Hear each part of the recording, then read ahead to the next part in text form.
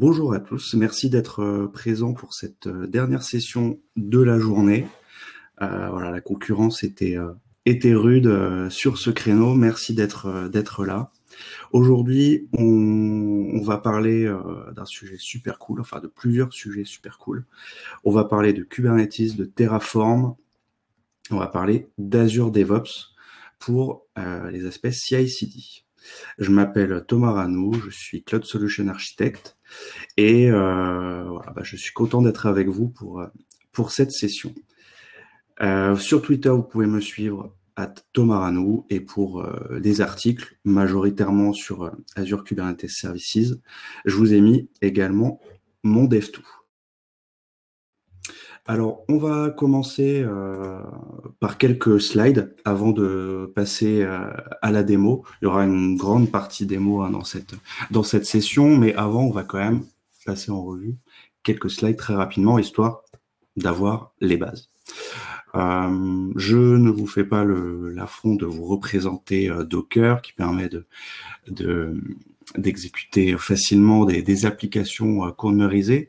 Je veux juste revenir sur les problèmes qu'on a avec Docker.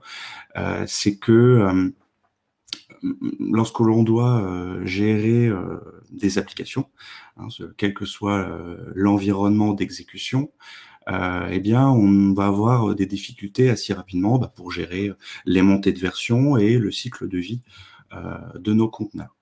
Par ailleurs, la gestion de la charge réseau sur nos applications conteneurisées vont également être compliquées à gérer, et le fait de s'adapter dynamiquement à la charge va être plutôt complexe.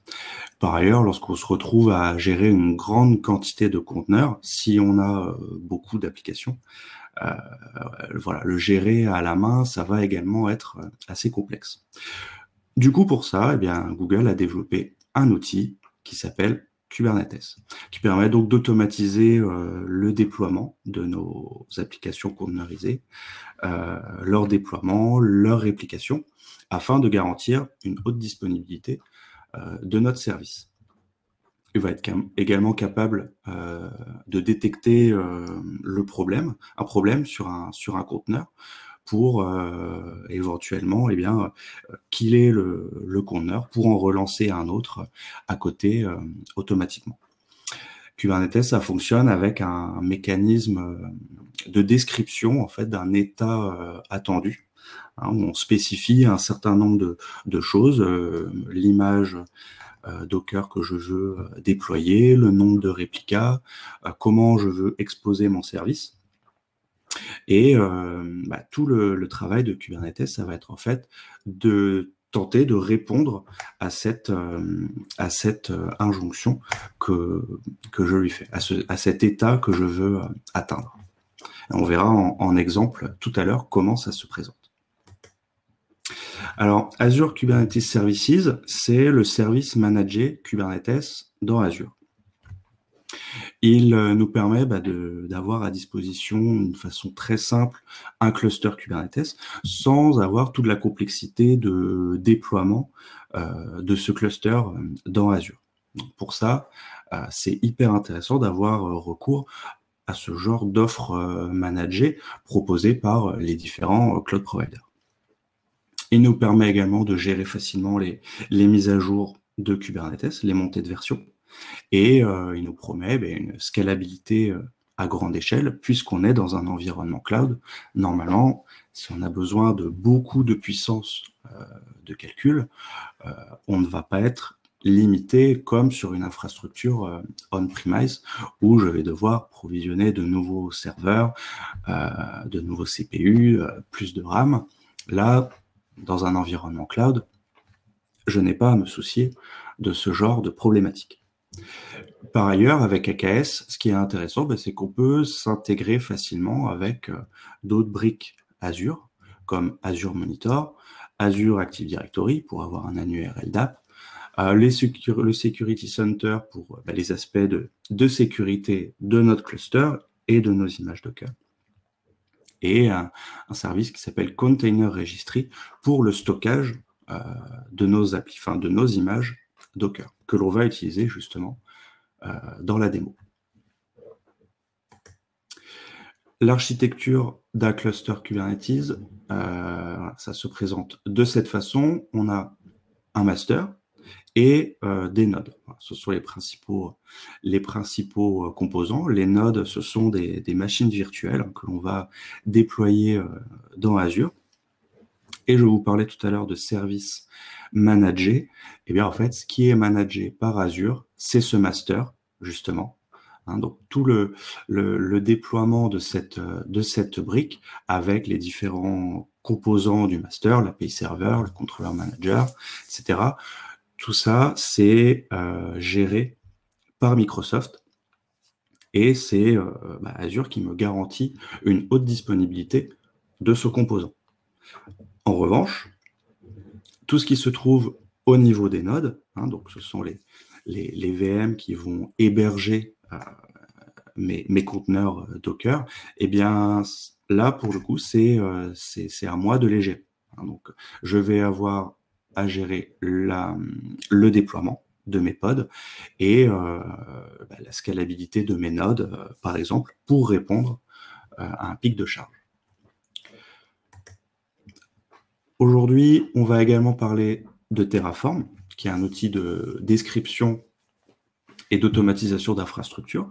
Alors, ça fonctionne que l'on soit on-premise ou dans le cloud.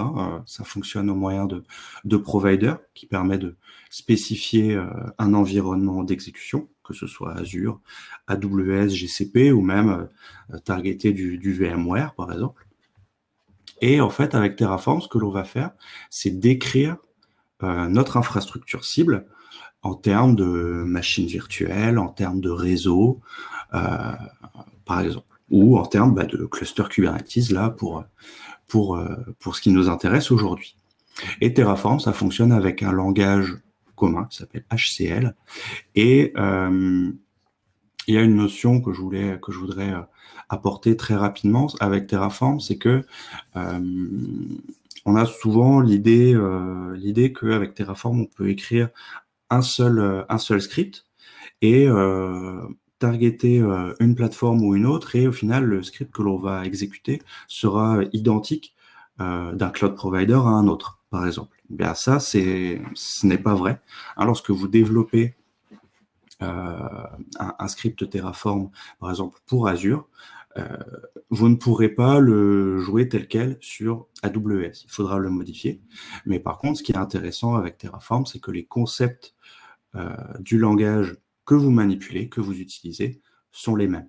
Voilà. Vous avez un langage commun, mais en fonction de la plateforme que vous ciblez, votre script va être différent. Voilà pour Terraform. Et dernier outil que l'on va voir ensemble, c'est Azure DevOps. Azure DevOps, c'est la plateforme d'intégration déploiement continu de Microsoft. C'est l'équivalent d'un Jenkins, d'un GitLab CI, et ou GitHub Action. Et pour ceux qui connaissent Azure DevOps, en fait, c'est le successeur d'un produit qui s'appelait VSTS. Voilà. Il y a eu un renommage de la part de Microsoft avec cette solution. Et en fait, elle vous permet de gérer tout l'aspect industrialisation d'un projet. Donc, vous allez avoir un service board pour gérer vos sprints en agilité, par exemple. Vous allez avoir la solution Azure Repo pour héberger votre code. On le verra tout à l'heure. Vous allez avoir les pipelines qui vont vous permettre de gérer vos pipelines de build et de release pour garantir votre CI/CD. Vous pourrez jouer également des tests fonctionnels avec test plan, gérer des artefacts, des paquets nuggets, des archives contenant des DLL, par exemple, pour les exposer à d'autres projets. Donc, voilà, une solution complète de CI/CD dans Azure. Et la grande force de l'outil, c'est de permettre, via le marketplace, l'ajout d'extensions par la communauté de développeurs pour la communauté. Alors la démo que l'on va voir ensemble, que je vais vous présenter, eh bien, nous allons avoir deux projets Azure DevOps. Donc, c'est les briques orange. Le premier projet Azure DevOps, ce sera un projet d'infrastructure où où je vais trouver des scripts Terraform, d'accord, qui vont me permettre de déployer automatiquement une Azure Container Registry et un cluster Azure Kubernetes Services. De l'autre côté, je vais avoir un projet de type application. Donc, ce sera une application .NET 5, un site web, que je vais déployer eh bien, dans un premier temps sous forme d'image dans ma registry, puis sur mon cluster AKS. Et toutes ces opérations de build et de déploiement seront faites de façon automatique grâce à des pipelines Azure DevOps. Voilà pour ce que l'on va voir ensemble tout de suite. Ah, je suis passé un petit peu vite. Voilà, donc là je quitte mes slides et puis on va faire ensemble la présentation de la démo. Donc ici je suis dans mon projet de type infrastructure. Il s'appelle Terraform AKS. Et là vous voyez je suis dans ma solution, hein, dans mon repo, où on retrouve un certain nombre de fichiers .tf. Voilà, ce sont mes fichiers Terraform. Alors, on a vu tout à l'heure que Terraform, ça fonctionnait, je vais agrandir un peu l'écran, on a vu que Terraform, ça fonctionnait au moyen d'un provider. Et bien ici, du coup, on voit bien que je cible le provider Azure RM, puisque je veux déployer des ressources dans Azure. Voilà. Je dois spécifier la version de mon provider qui évolue forcément en parallèle de Terraform. Donc, voilà pour le provider. J'ai également toute une partie variable hein, qui est très important, puisque mon script, eh bien, s'il a bien un intérêt, mon script Terraform, c'est de pouvoir être joué dans des environnements différents. Que l'on soit en dev, en recette ou pré-prod production, typiquement, le but d'un script Terraform, c'est de pouvoir déployer une infrastructure de la même façon. Donc ici, j'ai variabilisé un certain nombre de choses. Donc j'ai le nom de mon ressource groupe dans Azure, ma localisation pour mon cluster et mon container registry. Par défaut, j'ai mis cette valeur, West Europe, mais on verra tout à l'heure comment ces valeurs par défaut sont modifiées, comment mes variables sont valorisées.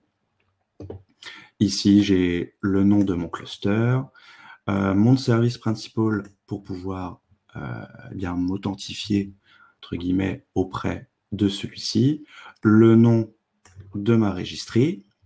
J'ai également configuré mon back-end, puisque Terraform a cette notion de back-end. Je dois spécifier un espace de stockage pour le back-end Terraform, qui est en fait un fichier qui contient ce qui a été provisionné grâce au script Terraform.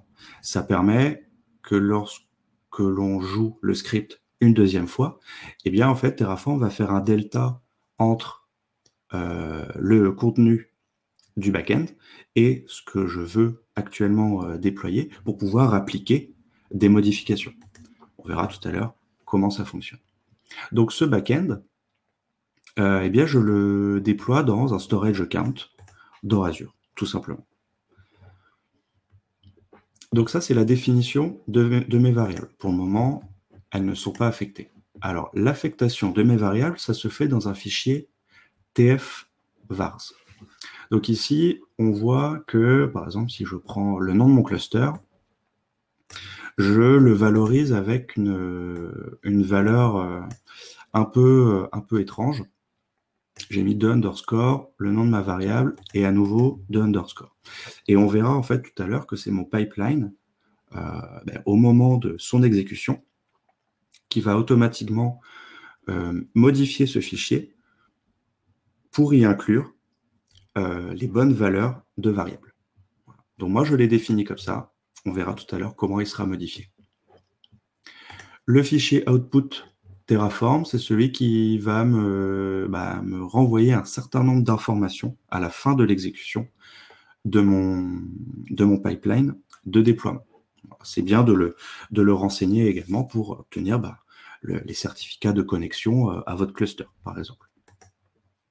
Enfin, la partie la plus intéressante de mon script Terraform, c'est le main, c'est le point d'entrée. Donc, on va détailler ce que je vais concrètement déployer dans Azure. Donc ici, on voit qu'on déploie un ressource group. Pour le nom et la localisation de mon ressource group, j'utilise mes variables grâce au mot-clé var. D'accord ? Je déploie une container registry. D'accord ? Là aussi, toutes les informations de ma registry sont variabilisées. Le nom, la localisation, le nom du ressource group, là forcément, je fais référence à ce qui est défini juste au-dessus. Et mon cluster Kubernetes, pareil, utilisation de variables pour le nom, la localisation. Je spécifie la version de Kubernetes. Là, je l'ai mis en dur, mais j'aurais pu également le variabiliser. Voilà, c'est la dernière version disponible dans Azure. Et ici, vous voyez la définition de mon node pool. C'est donc la partie node, partie machine virtuelle pour mon cluster. Et bien ici, je précise que je veux utiliser des machines virtuelles de type standard D2V2, donc c'est des machines virtuelles Azure, et que je veux utiliser des availability zones pour garantir une haute disponibilité de mon cluster. Donc mes VM, ici, j'en ai demandé 10, j'ai été gourmand. Elles vont être réparties sur les 3 AZ disponibles de la région France-Centre, puisque je vais déployer en France-Centre. On va le voir tout à l'heure. Donc ça, c'est mon script Terraform. À lui tout seul, il ne fait pas grand-chose. Pour pouvoir l'utiliser, j'ai besoin d'un pipeline. Alors, ce pipeline, je vais vous montrer tout de suite son contenu. Voilà, je vais masquer ça pour que ça s'affiche en plus grand. J'espère que vous voyez bien. Voilà, je vais le mettre ici. Tac. Alors, la première chose que je fais dans ce pipeline, c'est me créer un espace de travail temporaire. Vous voyez que je fais une copie de mes fichiers et je les positionne dans cet espace de travail temporaire. J'en ai besoin, pourquoi ? Parce que juste après, je vous rappelle que je vais modifier mes propres fichiers pour valoriser des variables. Donc forcément, il ne faut pas que je modifie directement les fichiers de mon repo, mais bien une modification temporaire de ces mêmes fichiers. Donc voilà, je copie mes fichiers, je les stocke dans mon répertoire de travail. Maintenant, le stage de déploiement, concrètement, ici, on va avoir 4 étapes. Première étape, je vais utiliser un outil qui s'appelle Replace Token, et c'est lui qui va me permettre de valoriser mes variables dans mon script. Pour ce faire, j'ai besoin de définir des variables. Je les fais ici. Voilà. AKS Cluster Name. On retrouve AKS Cloud Sud. Voilà, j'ai décidé de l'appeler de cette façon. Je vais déployer en France centrale dans un ressource group qui s'appelle RG AKS. Et ici, j'ai la configuration de mon backend. Voilà. Donc, en fait, ce qui va se passer avec le replace token, c'est qu'il va prendre le nom de ma variable, par exemple ici, AKS cluster name. Il va regarder dans mon repo. Voilà. tf-vars. Ici, il va trouver un AKS cluster name. Je lui ai précisé que les valeurs qui m'intéressaient, c'était celles qui étaient positionnées entre deux underscores. Du coup, il va prendre ce bloc et le remplacer par AKS Cloud Sud. Et voilà, j'ai variabilisé mon script Terraform. Vous voyez ici, token préfixe, token suffixe, mes deux underscores, ils sont là. Donc, c'est comme ça que je lui indique de s'intéresser uniquement à ces valeurs-là pour affecter mes variables. Ensuite, Terraform, ça fonctionne avec 3 étapes. On a un Terraform init qui permet de se connecter au provider, Azure en l'occurrence, et d'initialiser également la connexion à mon backend pour stocker mon fichier de déploiement et pouvoir le comparer avec ce que moi je veux déployer à cet instant T. Donc ça, c'est le init, connexion à Azure, au moyen d'une connexion ici que j'ai définie dans Azure DevOps pour m'authentifier sur mon tenant et vérification de l'accès au backend.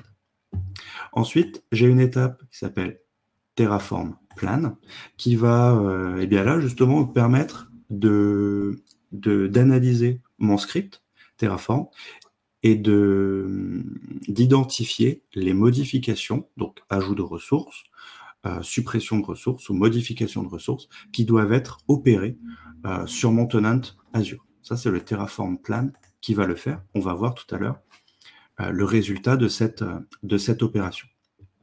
Et enfin, dernière opération, le Terraform Apply qui va là réellement créer, déployer ce que j'ai écrit dans mon script Terraform, à savoir un container registry et un cluster AKS. Pour exécuter ces commandes, j'ai besoin de préciser un fichier de variable pour que le déploiement soit bien spécifique à mes valeurs contenues dans ce fichier. Donc, on va exécuter tout de suite ce pipeline. On va faire un run.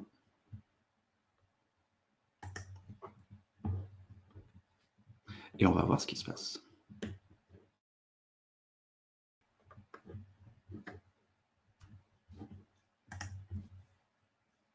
Voilà, donc on va le laisser démarrer tranquillement et jouer le déploiement du cluster.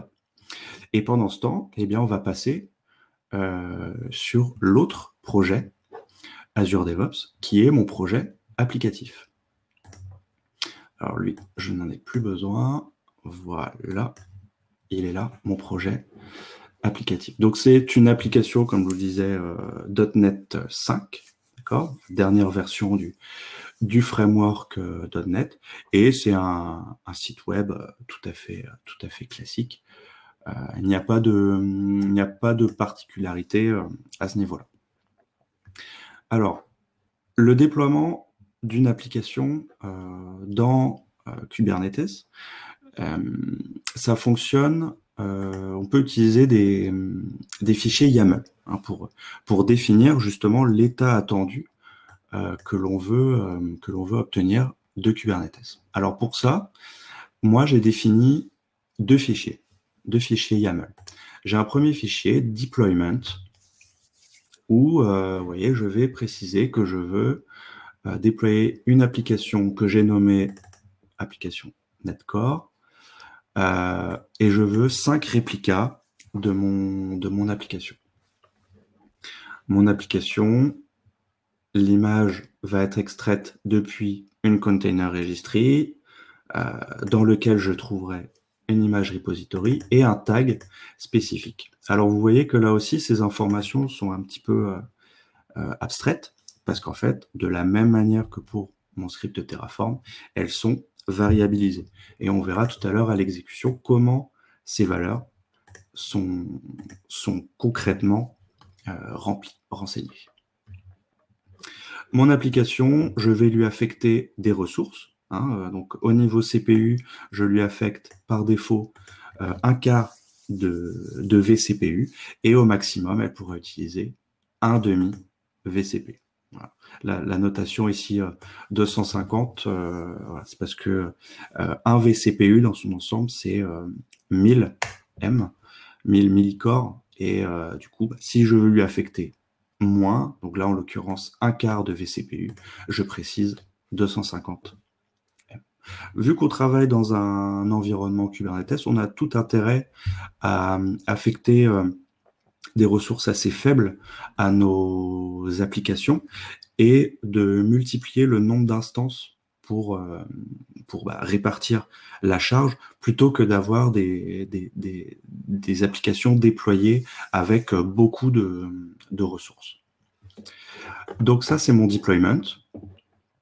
Mais sans lui, je n'aurais pas grand-chose d'intéressant à vous montrer. Pour ça, j'ai besoin d'un service. Parce qu'en fait, mon application, je veux l'exposer à l'extérieur. Et pour ça, j'ai besoin d'un service de type load balancer qui va être capable de répartir le trafic réseau, répartir la charge sur mes différents pods. Donc ça, c'est le boulot de mon service. Si je regarde le pipeline, enfin les pipelines, pardon, de mon application, on voit que là, en fait, j'en ai défini plusieurs. J'ai un pipeline de build, celui-ci, et j'ai 2 pipelines de déploiement. Voilà. Et juste avant de vous les montrer, je vais regarder ici à quel stade on est. Donc, on a fait le remplacement des variables. D'accord, donc il a valorisé 10 variables, c'est normal. On a fait le Terraform init. Le plan, alors si je regarde ici le Terraform plan, voilà, donc il détecte que toutes les ressources sont rajoutées, c'est logique puisqu'il n'y a rien de déployé sur mon cluster, et voilà, il me dit 3 à ajouter, rien à modifier, rien à supprimer. Et là, du coup, le Terraform apply est en train de déployer, de créer mon cluster. Donc on n'a plus qu'à attendre qu'il ait fini, ça va durer 4-5 minutes. Et en attendant, je vais vous montrer la partie pipeline de mon application. Alors, l'intégration continue, c'est ce pipeline-ci. Ce qui va être intéressant de faire dans un pipeline d'intégration continue, c'est tout simplement de compiler mes sources et dans le cadre d'une application conteneurisée, de générer une image Docker à partir de ces sources.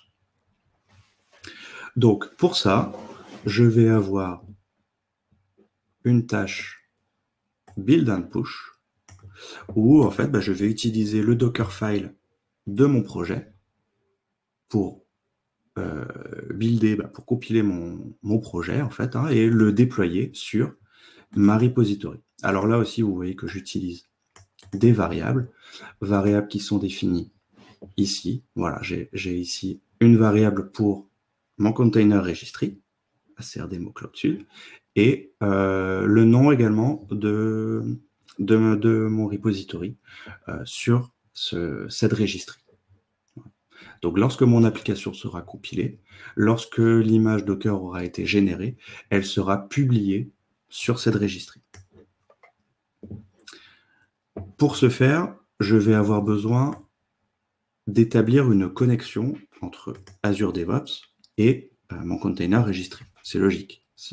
On ne peut pas utiliser comme on veut un service déployé dans Azure. Il faut créer des autorisations entre ce service et Azure DevOps. Le tag également, j'ai besoin de le préciser. Ça va être utile lorsque je vais faire une montée de version applicative. Je vais avoir besoin de différencier mes images de conteneurs et ça se fait grâce au tag. Alors le tag ici, c'est une variable qui est valorisée avec le build ID de mon pipeline. Donc à l'exécution, il va générer un build ID qui va être utilisé comme tag. Alors, je vais regarder ici s'il a fini, il a terminé. Donc ici, normalement, dans Azure, je vais agrandir un petit peu, nous allons trouver un ressource groupe AKS qui contient un container registry, ACRDemo Cloud Sud et un cluster AKS. Donc, ce que l'on va faire, c'est qu'on va configurer tout de suite cette ACR connexion. Et ça se joue au niveau des Project Settings, dans la rubrique Service Connexion. Voilà, je vais déclarer connexion à un Docker Registry. Donc là, vous pouvez utiliser Docker Hub, n'importe quel registry pour peu que vous puissiez vous y connecter. Moi, j'utilise un Azure Container Registry de ma souscription. Donc, c'est lui que je vais cibler. Voilà. Il me propose de choisir et il est là, ACR Demo Cloud Suite. Je vais le nommer ACR Connexion, comme attendu dans mon pipeline. Donc là, ce qui va se passer, c'est que comme on est dans un environnement Azure, voilà, Azure DevOps va automatiquement demander les droits qui vont bien à ma registry pour pouvoir l'utiliser, pour y déployer une application. Tant qu'à faire, je vais configurer également la connexion à mon cluster Kubernetes. Donc là, c'est pareil, vous pouvez utiliser une connexion classique à votre cluster via un service account et le secret qui va bien, ça fonctionne très bien. Et d'ailleurs, ça permet de cibler un cluster qui va être déployé dans AWS ou GCP, pourquoi pas. Là, je suis toujours dans mon environnement Azure. Donc, je vais cibler ma souscription et mon cluster AKS Cloud Suite. Il me demande de choisir le namespace. Là, je viens de créer mon cluster, donc je vais utiliser le namespace par défaut. Mais à noter que j'aurais très bien pu demander à mon script Terraform de me provisionner automatiquement de nouveaux namespace. Voilà, et je nomme ma service connexion AKS Connexion. Parfait. Alors, si je reviens ici sur mes pipelines, donc on a vu le pipeline d'intégration continue. Et ce qui va être intéressant, c'est également le pipeline de déploiement. Alors, le pipeline de déploiement, juste avant de vous le montrer, je vais déployer mon application. Donc, je vais exécuter le pipeline d'intégration continue. Je fais un run. Voilà. Et en fait, ce qui va se c'est que une fois que ce pipeline sera exécuté, donc le pipeline application .NET 5 CI, il va automatiquement déclencher le pipeline de déploiement, qui est donc celui-ci. Je vous le détaille également. Alors ici, très intéressant, on voit que je vais récupérer le tag de mon build trigger ID. En fait, je veux récupérer le même build ID que celui qui a été généré au pipeline précédent. C'est logique puisque là, je vais vouloir déployer mon application. Donc, il faut que je puisse cibler la bonne image Docker. Donc, j'ai besoin de récupérer de cette manière ce build ID. Mon opération de deploy, ça va être très simple. Je vais agrandir un petit peu. J'ai peut-être un petit peu trop agrandi. Hop. Voilà, ça va être très très simple. On va avoir là encore un replace token. Pourquoi? Pour valoriser, si vous vous rappelez bien, ce que l'on a vu dans mon fichier YAML. Je vous le remontre pour que vous l'ayez bien en tête. Ici mon manifeste, deployment.yaml. Voilà, moi je veux valoriser ça. Donc j'ai besoin d'un replace token. Donc cette fois-ci, on voit que le préfixe et le suffixe que je cible, c'est mon dièse et mon accolade que l'on retrouve ici. Et donc j'ai besoin de 3 variables, container registry, image repository et tag. Donc mon tag, c'est facile, il est là. Et container registry et image repository, ils sont valorisés ici. Voilà. Donc ça, c'est des variables que j'avais initialisées avant pour pouvoir cibler mon registry et mon repository. Pour pouvoir déployer sur mon cluster Kubernetes, j'ai besoin de créer ce qui s'appelle un pool secret, qui va autoriser en fait le déploiement sur mon cluster. Donc je le fais au moyen de cette tâche, de cette action create secret, d'accord, où j'utilise ma Kubernetes Services Connection que j'ai déclarée juste avant, qui s'appelait AKS Connection. Et je vais pouvoir faire un deploy sur mon cluster, toujours en utilisant mon AKS Connection et en utilisant mes fichiers deployment.yaml et service.yaml avec mon pool secret qui est défini ici. Donc là, vous voyez que tous les éléments s'intègrent entre eux de cette façon. Si je reviens ici sur mon... Hop, ce n'est pas le bon... Où est-ce que... Voilà, ici. Sur mon pipeline. Alors, où en est-on? Donc, mon pipeline de build.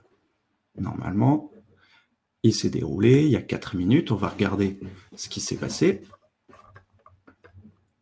Voilà, donc il a fait un build and push. A priori, tout s'est bien passé. Il a généré mon image et il l'a déployé tac, tac, tac, sur mon registry. Voilà, donc ça, c'est toutes les étapes du build. J'ai utilisé un CSproj, classique dans l'univers .NET, et j'ai fait le push. Je cherche, tac, tac, tac, le voilà, le push sur ma registry, application Netcore. Vous voyez que le tag utilisé, c'est le 220. Et ben voilà, a priori, tout s'est bien passé, il n'y a pas eu de souci là-dessus. Si je regarde ici sur Azure, mon registry qui est là, dans mon dépôt, dans mon repository, je retrouve bien mon application Netcore en version 220. Donc, tout s'est bien déroulé. Maintenant, ben, on voit également, hop, si je reviens sur mes pipelines, on voit également qu'il y a une exécution qui a eu lieu il y a 3 minutes de mon pipeline de déploiement continu dans Kubernetes. Et si je regarde ce qui a été exécuté,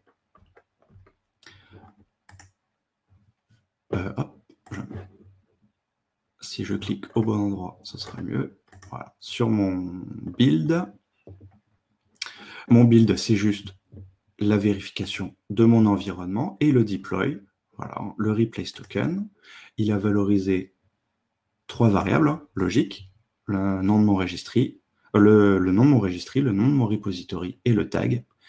Il a créé un pool secret et il a effectué le déploiement de mon application. Donc, si je regarde, si je me connecte à mon cluster, hop, je vais agrandir un peu. Si je me connecte à mon cluster au moyen d'un AZAKS get credential, donc ça c'est la commande pour récupérer le kube-config dans un environnement AKS. Donc pour me connecter vraiment à mon cluster, pour pouvoir effectuer des opérations, on va faire un kubectl get node déjà. On va voir combien de nodes ont été provisionnés. Il y en a bien 10, comme je l'ai demandé. Si je fais un get pod, normalement, je devrais en avoir 5. Donc là, mon cluster est quand même surdimensionné par rapport à ce que je déploie, mais c'est pour la démo.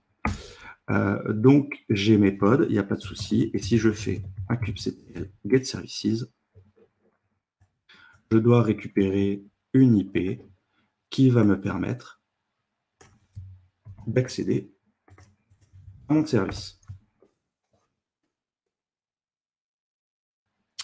Le voici. Il est bien disponible, il est bien déployé dans mon cluster. Et maintenant, ce qui est intéressant, bien sûr, c'est que cette intégration, ce build et ce déploiement continu soit opéré de façon automatique.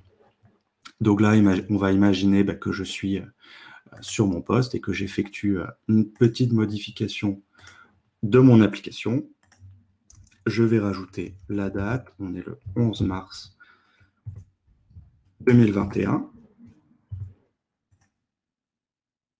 je commit, et on va voir en fait que mon pipeline va se déclencher pour la partie build, en tout cas de façon automatique, et puis par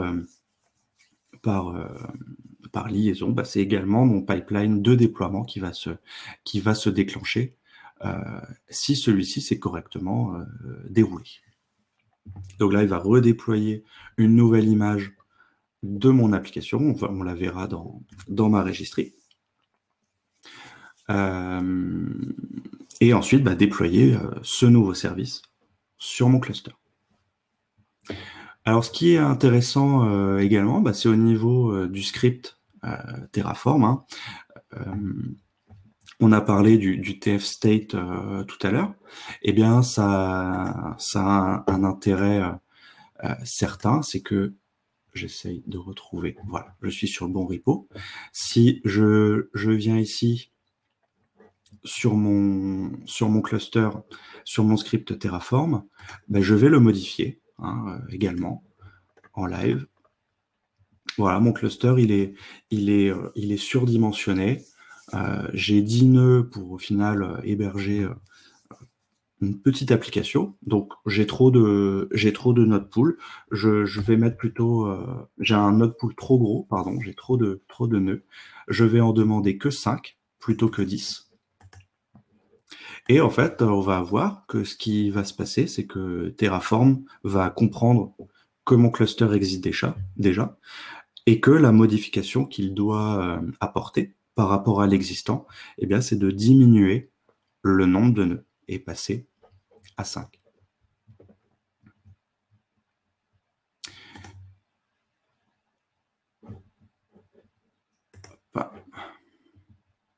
Ici, du côté de mon application, voilà, donc la partie intégration continue est terminée. Si je regarde ici sur ma registry, voilà, j'ai une version 222 qui est apparue. Et mon pipeline de déploiement va se déclencher normalement. Voilà, il est en route. Et donc, si je regarde au niveau de mon cluster, en fait, on va voir que ce qui va se passer, c'est qu'il va y avoir un rolling update sur mes pods pour déployer progressivement ma nouvelle application. Alors, je ne vous ai pas montré, mais tout à l'heure, j'ai spécifié que je voulais utiliser les zones de disponibilité. Hein, donc, que mes nodes soient répartis sur les 3 availability zones de la région France-Centre d'Azure. Et bien ici, on en a la confirmation, puisque j'ai 7 machines, d'accord, donc la numéro 9 qui est déployée sur France Centrale 1, la 8 est sur France Centrale 3, et la 7 sur France Centrale 2. Donc on voit que j'ai une répartition de mes VM sur 3 zones de disponibilité. Ça me permet de me prémunir d'une indisponibilité d'une des zones, étant donné que les data centers sont distants de quelques kilomètres. A priori, s'il y a un incident sur un des data centers, j'aurai toujours 2 autres data centers pour héberger les nodes de mon cluster. Alors, mon deploy, il va bientôt démarrer, je pense. Et ici, côté Terraform, mon pipeline, on va regarder où il en est. Il est en cours. On va juste voir la sortie de ma commande Terraform plan, voilà, qui est en cours d'analyse, qui est en cours de calcul.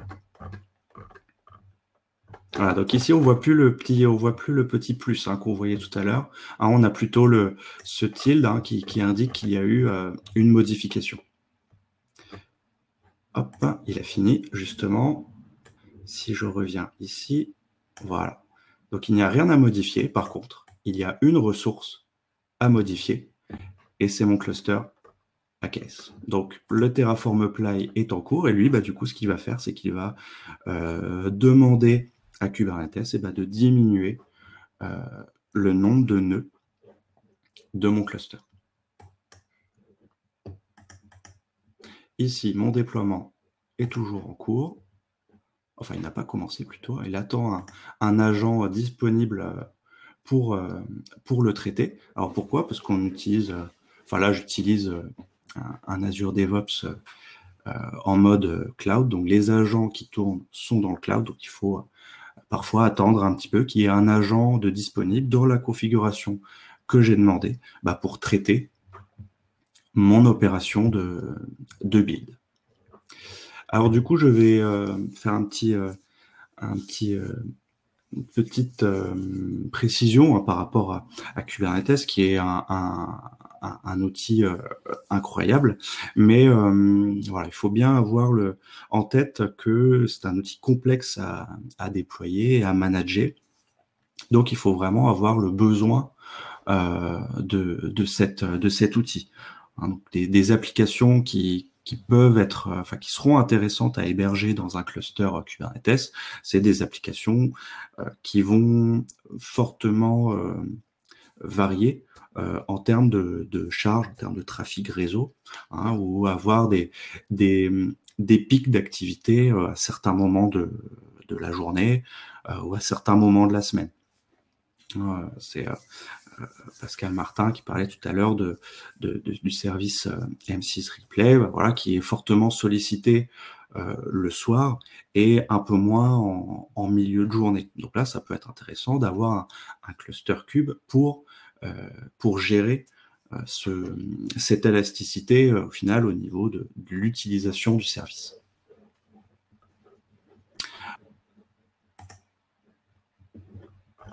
Alors, est-ce qu'il veut bien démarrer? Toujours pas.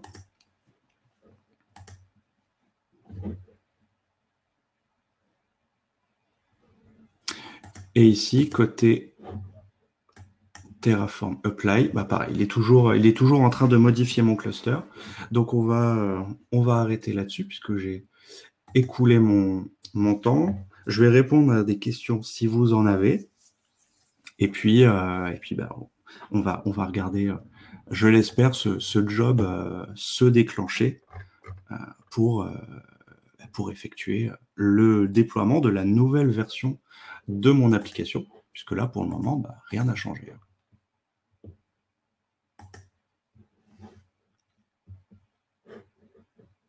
Si vous avez des questions, je vous invite à les poser dans le chat. J'espère que cette présentation vous a plu. Donc là, on est parti d'un cluster qui est quand même assez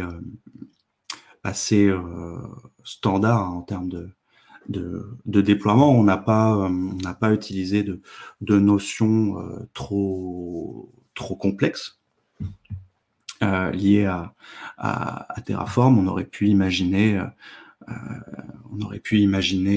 d'utiliser des composants comme Istio par exemple pour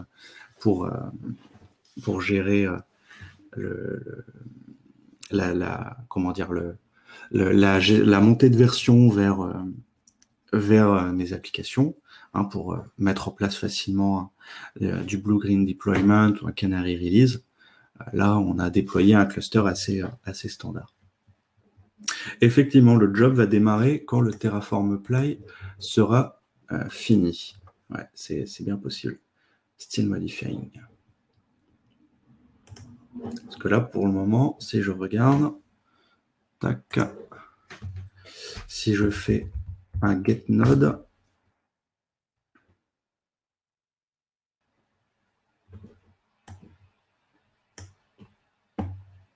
si je fais, il devrait pas tarder du coup, puisque là, si je fais un get node, on voit que je n'ai plus que 5 VM.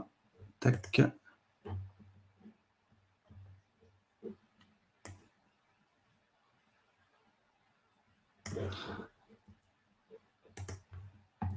Ça devrait arriver très vite. Et mon TF state, voilà, il est stocké comme je le disais dans un compte de stockage, hein, qui s'appelle storage Terraform AKS démo, un espace de stockage qui contient un conteneur dans lequel je stocke mon fichier tfstate. Donc c'est lui qui est véritablement consulté à chaque exécution du script Terraform. Alors avec Terraform et AKS, on peut configurer énormément de choses. Hein. On peut gérer, par exemple, les autorisations, l'authentification au cluster avec un Azure Active Directory et les rôles RBAC. Hein. Ça se met très bien en forme. On peut également configurer un service comme une application gateway pour le routage des flux. Ça marche très bien. Terraform est un outil très puissant et le provider Azure est très complet également hein, pour ce genre de besoin.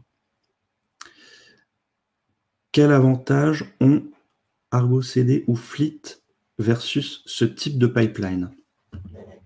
Alors, je ne connais pas ces services, donc je ne saurais pas te dire, mais en tout cas, ce que je peux dire, c'est que les pipelines de CI/CD d'un outil à l'autre permettent en général de faire des choses similaires. Donc on doit pouvoir s'y retrouver, mais là effectivement c'est des services que je ne connais pas, donc je ne pourrais pas te répondre, Pierre-Yves. Mais justement, Olivier Giry avait raison, ce job s'est déclenché à la fin de l'autre. Donc du coup, si je regarde ici, normalement, je vais avoir un rolling update en cours sur mes pods. Si j'arrive au bon moment,